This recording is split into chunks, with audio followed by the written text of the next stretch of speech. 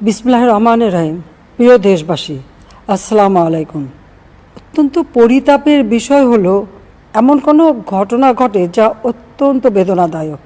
কিছু মহল এই আন্দোলনের সুযোগটা নিয়ে অনাকাঙ্ক্ষিত উচ্চাবিলাস চরিতার্থ করার সুযোগ নিয়ে সন্ত্রাসী কর্মকাণ্ডে লিপ্ত হয়। এর ফলে এই কোমলমতি শিক্ষার্থীদের আন্দোলনকে ঘিরে যে সকল ঘটনা ঘটেছে তা খুবই বেদনাদায়ক ও দুঃখজনক।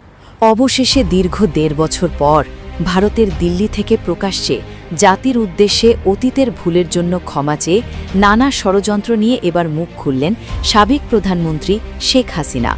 ৫ আগস্ট ছাত্র জনতার তীব্র আন্দোলনের মুখে শেখ হাসিনা দেশ ছেড়ে ভারতে পালিয়ে যাওয়ার পর আওয়ামী লীগের অস্তিত্ব হুমকিতে পড়ে, নেতৃত্ব শূন্য হয়ে পড়ে দলটি। তবুও দেশের বাইরে থেকে ফোন কলে নেতাকর্মীদের এতদিন দিক নির্দেশনা দিয়ে আসছিলেন শেখ হাসিনা। কিন্তু বেশ কিছুদিন আগে হাদি হত্যার ঘটনায় আওয়ামী লীগকে সম্পূর্ণ দায়ী করা হয়েছে। ১৫ বছর একটানা শাসন করা জনপ্রিয় দল আওয়ামী লীগ আজ সেই প্রাচীন দল আওয়ামী লীগের অস্তিত্ব এখন হুমকিতে পড়েছে। কোনো ওয়ারেন্ট ছাড়াই সারা দেশে গণহারে গ্রেপ্তার করা হচ্ছে আওয়ামী লীগের নিরীহ নেতাকর্মীদের।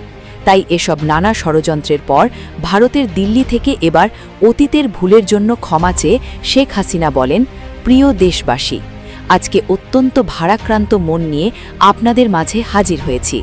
কিছু মহল অনাকাঙ্ক্ষিত উচ্চাভিলাষ